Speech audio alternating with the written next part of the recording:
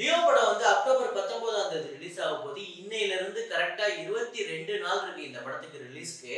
22 நாளைக்கு முன்னாடியே இங்க ஒரு மிகப்பெரிய சாதனைய புதுசா படைச்சிருக்கு. ஆல்ரெடி இருக்கிற சாதனை எல்லாத்தையுமே 22 நாளைக்கு முன்னாடி முறியடிச்சிருச்சு அப்படின்னு சொன்னா உங்களால நம்ப முடியுமா? அப்படிப்பட்ட ஒரு சாதனைய படைச்சிருக்கு. அது என்ன அப்படிங்கிறத இந்த வீடியோல தெளிவா பார்க்க போறோம். இது இல்லாம லியோ படத்தோட அட்வான்ஸ் புக்கிங் சேல் ஓவர்சீஸ்ல அட்வான்ஸ் புக்கிங் சேல் நடந்திருக்கு. அது வந்து ஒவ்வொரு கண்ட்ரில எங்கெல்லாம் வந்து புக்கிங் ஓப்பன் ஆயிருக்கோ அதோட அட்வான்ஸ் சேல் எவ்வளவு அப்படிங்கறது பார்ப்போம். அப்புறம் வந்து லியோ ஆடியோ லான்ச் அதை பத்தி நம்ம பேச வேண்டியது இருக்கு. கட்டாயம் பேசியே ஆகணும். அப்புறம் வந்து மார்க் ஆண்டனி படத்தோட 12வது நாள் வசூலும் ஜவான் படத்தோட 20வது நாள் வசூலும் ரிவ்யூ பார்க்கிறோம். அப்புறம் ரொம்ப நாளா நம்ம சேனல்ல கேட்கப்பட்டு இருந்த ஒரு படம் நம்ம ஆல்ரெடி சொல்லியிருக்கோம், இருந்தாலுமே ரொம்ப டீட்டெயிலா சொல்லுங்க அப்படின்னு ஒரு நண்பர் டெய்லி கேட்டுட்டு இருந்தாரு. 2.0 சூப்பர் ஸ்டார் ரஜினிகாந்த் அவர்கள் அக்ஷய்குமார் அவர்களோட நடிப்புல வந்த 2.0 படத்தோட பட்ஜெட் என்ன, வசூல் என்ன, ஷேர் என்ன, இந்த படம் ப்ராஃபிட்டா இல்ல பெரிய டிசாஸ்டரா லாஸா அப்படிங்கறத இந்த வீடியோல நம்ம டிஸ்கஸ் பண்ண போறோம். சோ வீடியோக்குள்ள போறதுக்கு முன்னாடி நம்ம சேனலை நீங்க சப்ஸ்கிரைப் பண்ணலாம் பண்ணிடுங்க, பக்கத்துல இருக்க பெல் ஐகானை பிரஸ் பண்ணிடுங்க. வாங்க வீடியோக்குள்ள போலாம். நேற்று வீடியோல நான் ஒரு ஃப்ரேம் ஒன்று வச்சிருந்தேன். அதை நிறைய பேர் காஸ்மோரான்னு சொன்னீங்க, சில பேர் வேற வேற படங்கள் சொன்னீங்க. ரொம்ப கம்மியான நபர்கள் மட்டும் தான் சரியான பதில சொல்லியிருந்தீங்க. சோ அது என்ன ஃப்ரேம், என்ன படம் அப்படிங்கறத இப்ப பாத்துட்டு வாங்க.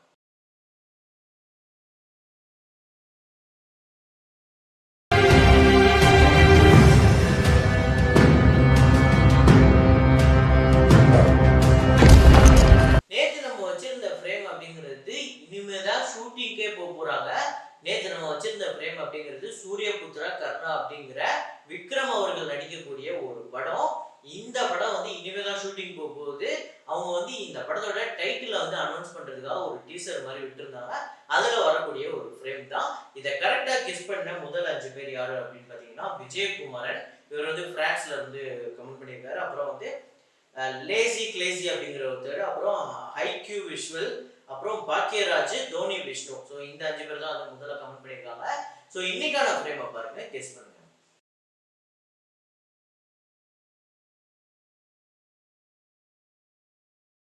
இன்னைக்கான சினிமா கேள்வி என்ன அப்படின்னு பாத்தீங்கன்னா, நீங்க வந்து சில வருஷத்துக்கு முன்னாடி ஒரு பழைய படம் பார்த்திருப்பீங்க. அந்த 60ஸ்ல 50ஸ்ல இல்ல 40ஸ்ல வந்த படமா கூட இருக்கட்டும், இல்ல 80s 90ஸ்ல வந்த படமா கூட இருக்கட்டும், அந்த காலகட்டத்துக்கு ஏற்ற மாதிரி அந்த படத்தை எடுத்திருப்பாங்க.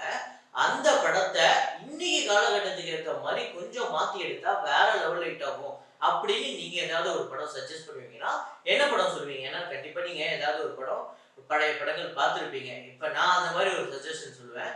நான் அப்படின்னு சொல்லிட்டு ஒரு படம், ரவிச்சந்திரன் நாகேஷ்லாம் சேர்ந்து வேற லெவல் ஒரு காமெடி படம். ஸோ இந்த படத்தை இன்னைக்கு காலகட்டத்துக்கு ஏற்ற மாதிரி ஒரு படமா எடுத்தா வேற லெவல்ல ஹிட் ஆகும்.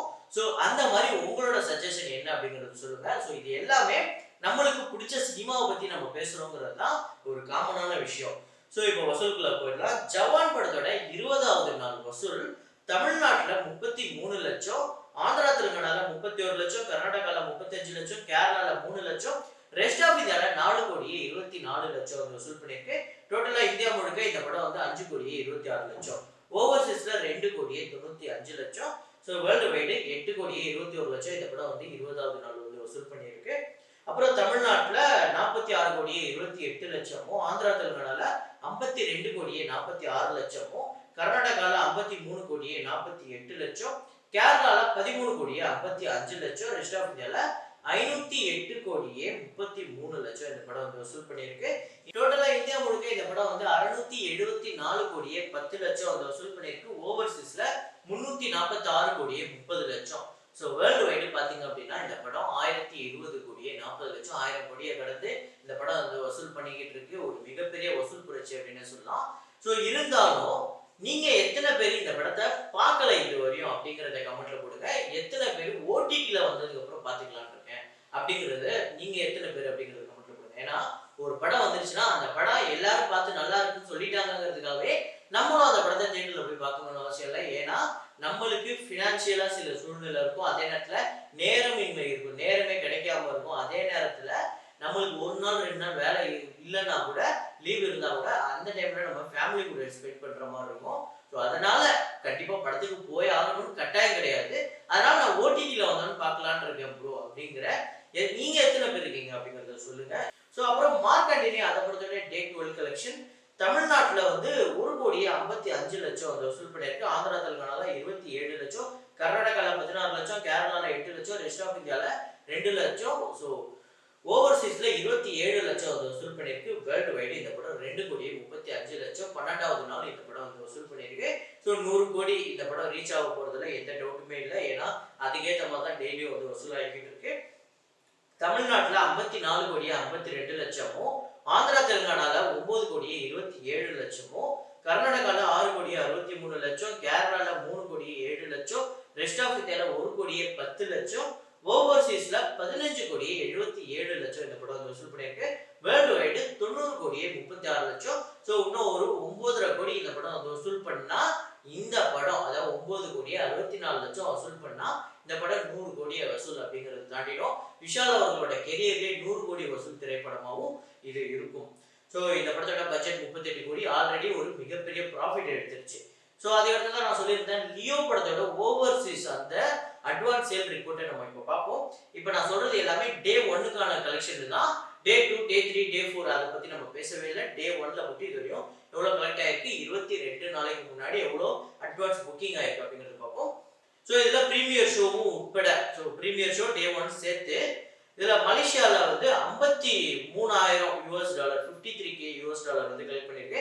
அதாவது அங்கே வந்து மலேசியன் ரிங்கிட் தான், அதை போய் $ன்னு சொல்றேன்னா நான் கன்ஃபியூஷன் பண்ணக்கூடாதுங்கிறதுக்காக எல்லாத்தையும் $ஆவே கன்வெர்ட் பண்ணி வச்சிருக்கேன். ஸோ $53K இது வந்து 43.9 லட்சம் வருது. சுவிட்சர்லாண்டில் வந்து $29K இது வந்து 24.4 லட்சம் வருது. நார்வேல $15,000 இது வந்து 12.6 லட்சம் வருது. ஸோ யூகேல பார்த்தீங்க அப்படின்னா $297K இது வந்து 2,46 லட்சம். யூஎஸ்ஏல $51K இது வந்து 42.8 லட்சம். அப்புறம் டோட்டலா வந்து $481K இது வந்து 3,99 லட்சம், 4 கோடி கிட்ட இந்த படம் இந்த 22 நாளைக்கு முன்னாடியே இந்த 6 நாட்டுல மட்டும் வந்து வசூல் பண்ணியிருக்கு. இது இல்லாம இன்னும் சில நாடுகளோட கலெக்ஷன்லாம் இருக்கு. அதெல்லாம் சின்ன சின்னதா குசூர்லாம் எடுத்து போட்டு அந்த $500K அப்படிங்கிறத கிராஸ் பண்ணிடுச்சு. ஸோ லியோ இப்போதைக்கு 22 நாளைக்கு முன்னாடியே 4 கோடியை டே 1க்காக ப்ரிப்பேர் பண்ணி வச்சிடுச்சு இப்போவே. ஸோ லியோ இப்போதைக்கு என்ன சாதனை புதுசா வந்து இந்த படம் வந்து பண்ணியிருக்கு அப்படின்னு பார்த்தீங்கன்னா, 22 நாளைக்கு முன்னாடியே யூகேல இந்த படத்தோட அட்வான்ஸ் புக்கிங் கலெக்ஷனே ஜெயிலரோட முதல் நாள் வசூல் இருக்குல்ல அதோட அதிகமா வந்துடுச்சு. ஸோ இன்னும் ஒரு 13K UK பவுண்ட்ஸ் இந்த படம் வந்து கலெக்ட் பண்ணிடுச்சு அப்படின்னா இந்த படம் தான் டே 1 தமிழ்லயே ஹையஸ்ட் கலெக்ஷன் மூவியா இருக்க போகுது. அதாவது நல்லா சொல்ற கேளுங்க, 22 நாளைக்கு முன்னாடியே இந்த லிஸ்ட்ல 2வது இடத்தை பிடிச்சிருக்கு லியோ அப்படிங்கிறது தான் இந்த புதிய சாதனை. ஸோ அந்த டே 1ல ஹையஸ்ட் கிராஸ் கலெக்ஷனா இருக்கக்கூடிய யூகே கலெக்ஷனை PS1 கலெக்ஷனை கண்டிப்பா பிரேக் பண்ணிடும் அப்படிங்கிறதுல எந்த மாற்று கருத்துமே இல்லை. அதுக்கடுத்துதான் Leo audio launch. So Leo audio லான்ச்சுக்கு ஒரு மிகப்பெரிய எதிர்பார்ப்பு. படத்தை விட இவர் இதுக்கு என்ன பேச போறாரு, இதுக்கு ஏதாவது பதிலடி கொடுப்பாரா, அரசியலை பத்தி ஏதாவது பேச போறாரா, அடுத்த படத்தை பத்தி ஏதாவது பேச போறாரா, இல்ல லியோ வந்து LCO பத்தியா அப்படின்னு நிறைய விஷயம் வந்து விஜய் சார் ஓபன் பண்ணுவாரு அப்படின்னு சொல்லிட்டு ரசிகர்கள் பெருசா வெயிட் பண்ணிட்டு இருந்தாங்க.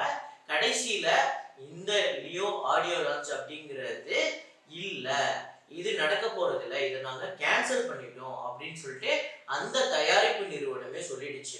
ஸோ இது வந்து நிறைய பேருக்கு பயங்கரமா ஒரு சோகத்தை உண்டாகிடுச்சு. அதாவது விஜய் ரசிகர்களுக்கு மிகப்பெரிய சோகத்தை உண்டாக்குச்சு அப்படின்னு தான் சொல்ல முடியும். ஸோ ஏன்னா நம்ம ஒரு மிகப்பெரிய எதிர்பார்ப்பு ஒன்று பண்ணிக்கிட்டு இருக்கோம், ஒரு விஷயத்துக்காக காத்துக்கிட்டு இருக்கோம், இது எப்போ எந்த டேட்ல நடக்க போகுது அப்படின்னு. கடைசியில இப்படி ஆயிடுச்சு அப்படின்னு ஒரு மாதிரி அது இருக்கதான் செய்யுது, அதுல எந்த மாற்று கருத்துமே இல்லை. அதே நேரத்துல இந்த படம் எதனால வந்து இந்த ஆடியோ லான்ச் வைக்கல அப்படிங்கும் போது இதுல வந்து இப்ப ரீசெண்டா ஒரு AR ரஹ்மான் ஷோல ஒரு விஷயம் நடந்தது. அந்த மாதிரி ஒரு விஷயம் நடந்துடக்கூடாதுங்கிறதுக்காக ஒரு வேற ஒரு நோக்கத்துக்காக இதை வந்து இவங்க வந்து கேன்சல் பண்ணிட்டு தான் சொல்றாங்க. அப்படி இவங்க உண்மையிலே மக்கள் யாரும் பாடுபடக்கூடாது, மக்களை நாங்க அவதி பண்ணி இந்த ஒரு ஆடியோ லான்ச் நடத்தக்கூடாதுன்னு நாங்க நினைக்கிறோம் அப்படின்னு நினைச்சு அந்த ஒரு விஷயத்துக்காக பண்ணாங்கன்னா அதுக்கு உண்மையிலே நம்ம ஹேட்ஸ் ஆஃப் அப்படிங்கறத சொல்லிட்டு அம்மா அதை பத்தி பேசவே கூடாது. ஏன்னா ஒரு ஆடியோ லான்ச் அப்படிங்கிறது ஒரு படத்தோட ப்ரொமோஷனுக்காக தான். அந்த ப்ரொமோஷன் அந்த ஆடியோ லான்ச்ல அந்த ஹீரோ என்ன பேசுறாரு, அது மூலியமா அந்த படத்துக்கு பேக் ஃபயர் ஆகும், அது மூலியமா அந்த படத்துக்கு ஒரு பயங்கர ப்ரொமோஷன் ஆகும். ஸோ அந்த மாதிரி ரீசெண்டா நிறைய ஆடியோ லான்ச்ல பயங்கர ப்ரொமோஷன் ஆகி வேற ஒரு கோணத்துல கொண்டு போய் விட்டுச்சு அந்த ஆடியோ லான்ச் அந்த படத்தை. அந்த மாதிரி லியோக்கு நடக்கும் அப்படின்னு எதிர்பார்த்தாங்க. ஆனா கடைசியில அது நடக்கல. இருந்தாலுமே எல்லாத்தையும் தாண்டி ஒரு ப்ரொமோஷனுக்காக தான் அதை பண்றது. ஸோ அப்படி பார்க்கும்போது லியோ டீம் வந்து ப்ரொமோஷனை வந்து ரொம்பவே ரொம்பவே லைட்டா பண்றாங்களோ அப்படின்னு தோணுது. ஏன்னா இறங்கி அடிக்கணும் இந்த டைம்லலாம். விக்ரம் படம்லாம் இறங்கி அடிச்சாங்க. வேற லெவல் சம்பவம் பண்ணாங்க. அந்த மாதிரி ஒரு மாதிரி வேற ஒரு லெவல் சம்பவம் பண்ணி வேற லெவல் ப்ரொமோஷன் பண்ணா இந்த படத்தோட ரீச்சே வேற. ஸோ ஆல்ரெடி ஒரு மிகப்பெரிய எதிர்பார்ப்பு இருக்கு. அதுக்கும் மேல ஒரு பெரிய ஹைப்பை ஏற்படுத்தும் இந்த படம். பெரிய ப்ரொமோஷன் தான் அதுக்கு வழிவகுக்கும். அதை இவங்க ஆடியோ லான்ச் மூலியமா பண்ணியிருக்கலாம். அதை தவற விட்டதுனால வேற ஏதாவது பிளான் வச்சிருக்காங்களா அப்படிங்கிறத வரப்போற நாட்களை தான் நம்ம பார்க்கணும். ஸோ அதுக்கடுத்ததா இன்னொரு முக்கியமான விஷயம், சினிமா ரசிகர்களுக்கு ஒரு பயங்கர சந்தோஷமான விஷயம். நம்ம எல்லாருமே வந்து சில மாதங்களுக்கு முன்னாடி ஒரு படத்தை பத்தி பயங்கரமா பார்த்து பேசி அந்த படம் சூப்பரா இருக்கு அப்படின்னு சொல்லிட்டு அந்த படமே பேச வந்தது என்னன்னா ஹியூமனிட்டி தான்.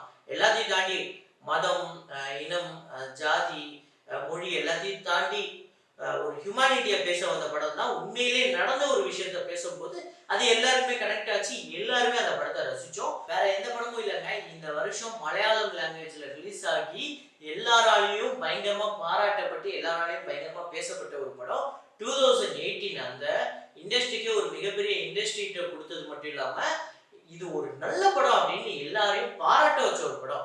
ஏன்னா ஒரு படம் பெருசா வசூல் எடுக்குது அப்படின்னா அது எல்லாரோட பாராட்டையும் பெருதான்னு கேட்டீங்கன்னா இல்ல. ஆனா 2018 அப்படிப்பட்ட ஒரு படம்.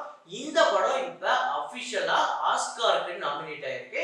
ஸோ அதுல வந்து இந்த படம் வந்து அது ஜெயிக்குதோ இல்லையோ, ஆனா அபிஷியலா ஒரு படம் நேர்மையான படம் கொண்டு போய் ஆஸ்கார்ல போய் அங்க ஜாயின் ஆகுதுங்கும் போது அது ஒரு தனி சந்தோஷம்.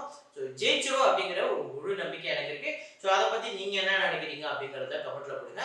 ஸோ அதுக்கடுத்து தான் நான் சொல்லியிருந்தேன் 2.0 அந்த படத்தோட வசூலை சொல்றேன் அப்படின்னு சொல்லிட்டு 2018ஆம் ஆண்டு இந்த படம் வந்திருக்கு. இந்த படம்ங்கிறது ஒரு ஒரு மாதிரி நான் சொன்னேன்ல நேத்து கூட, சாவதுக்குள்ள பார்க்க வேண்டிய சில படங்கள்ல கண்டிப்பா இந்த படத்தை நான் இன்க்ளூட் பண்ணுவேன். ஏன்னா இந்த படம் பேசப்பட்ட விஷயம் அப்படிங்கிறது ரொம்ப பெருசு.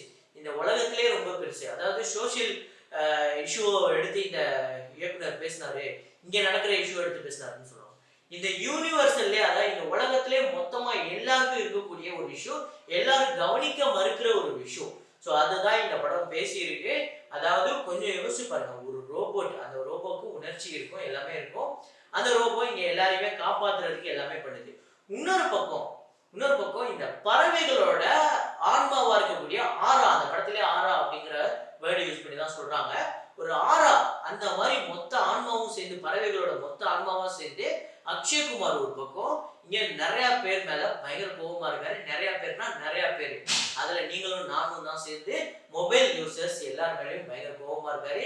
எதனால அப்படிங்கும் போது இந்த டவர்லாம் வந்து ரொம்ப ரேஷியோலாம் அதிகமாக வைக்கிறாங்க, இந்த வேவ்ஸ்னால பெருசா என்னென்னமோ பெரிய பிரச்சனைலாம் ஆகுது அப்படின்னு சொல்லிட்டு இந்த பறவைகள்லாம் இதனால தான் அழிஞ்சு போகுது. இந்த பறவைகள் இல்லைன்னா அதனால என்ன நடக்கும் அப்படிங்கிற ரொம்ப டீப்பான விஷயங்களையும் இந்த படம் பேசியிருக்கு.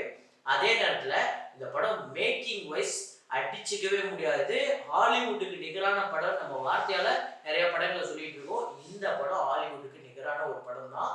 இந்த படம் பண்ண வியாபாரங்கிறது ரொம்பவே பெருசு. இந்த படம் ஒரே ஒரு சின்ன இடத்துல இப்படி சறுக்குச்சு அப்படின்னா அது விஎஃப்எக்ஸ் 2 தடவை பண்ணாங்க.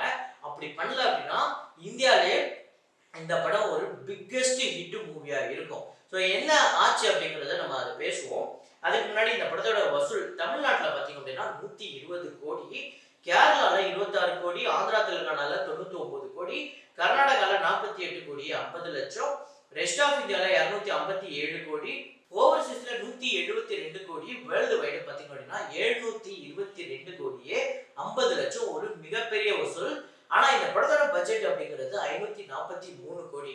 543 கோடி அப்படிங்கும் போது இந்த படத்தோட பட்ஜெட் இவ்வளவு பெருசுனா இதை விட அதிகமா கலெக்ட் பண்ணிருக்கணும். இது பத்தாது. இந்த 722 கோடி அப்படிங்கிறது பத்தாது. ஆனா 722 கோடிங்கிறது தமிழ் சினிமாலே இதுவரை எந்த திரைப்படமே பண்ணாத ஒரு சம்பவம். ஸோ அதை நம்ம அக்ரி பண்ணி தான் ஆகணும்.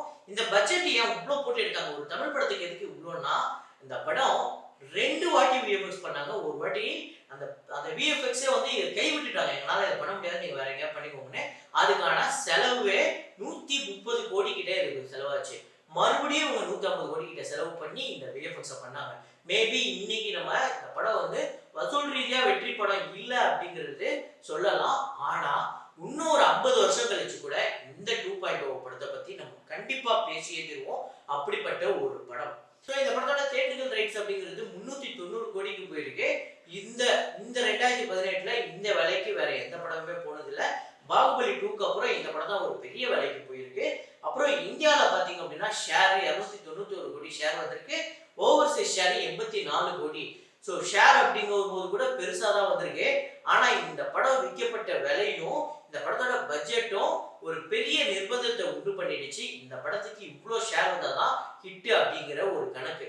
ஸோ 400 கோடி ஷேர் வந்துருந்துச்சுன்னா இந்த படம் ஹிட்டுங்க.